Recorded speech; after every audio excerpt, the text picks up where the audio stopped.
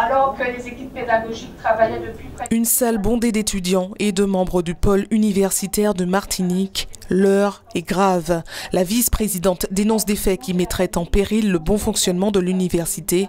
Manque de communication depuis l'élection du président de l'UA. Seules 2 réunions de dialogue auraient été assurées. De plus, le budget accordé pour le fonctionnement serait très en dessous des besoins. Nous sommes 2 pôles universitaires autonomes avec des vice-présidents de pôle qui sont ordonnateurs secondaires des recettes et des dépenses du pôle. Donc, ils doivent engager les dépenses à hauteur du budget de leur pôle. Et de façon tout à fait arbitraire, sans aucune réponse donnée à ce jour, la vice-présidente que je suis subit un plafonnement concernant les engagements des dépenses à hauteur de 5 000 €.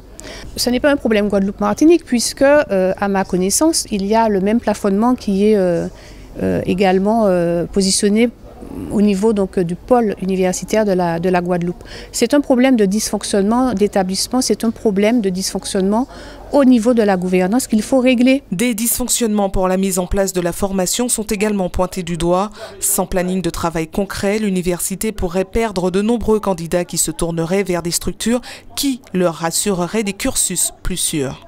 Il y a des problèmes qui sont de l'ordre de simplement du désordre, de la mauvaise organisation, d'une incapacité à bien accueillir les étudiants. Certaines formations ne pourront pas ouvrir parce qu'on n'aura pas eu les informations en temps et en heure et que donc une formation en ligne, il faut que le travail soit fait 1 an à l'avance. Il y a une partie du travail qui est fait et une partie du travail qui reste à faire. On nous met dans une situation où on ne nous permet pas d'accueillir les étudiants dans de bonnes conditions. Ça peut être des coûts supplémentaires pour l'université aussi. On nous avait demandé de valider dans un premier temps sans avoir les éléments de soutenabilité. Ça n'est pas raisonnable. Nous remboursons l'argent qui a été perdu par le CEREGMIA. Nous n'avons pas beaucoup de moyens. Il faut de la bonne gestion, savoir combien ça coûte, voilà. Et donc on fait des choix stratégiques. Des problématiques soulevées prises très au sérieux par les étudiants. L'université compte environ 12 000 jeunes répartis entre la Guadeloupe et la Martinique.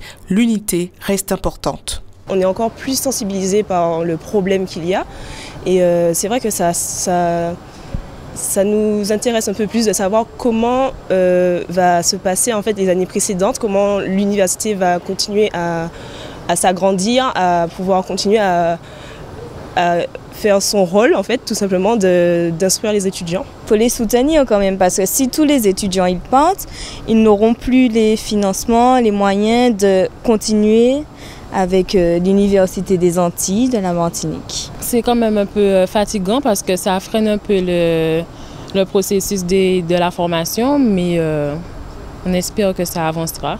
Nous avons tenté de joindre le président de l'UA qui est actuellement en Martinique. Sans succès, le calendrier de formation doit être présenté en janvier prochain aux étudiants post-bac. Les universitaires déplorent n'avoir toujours aucune visibilité à moins de 2 mois de leur présentation aux futurs recrues.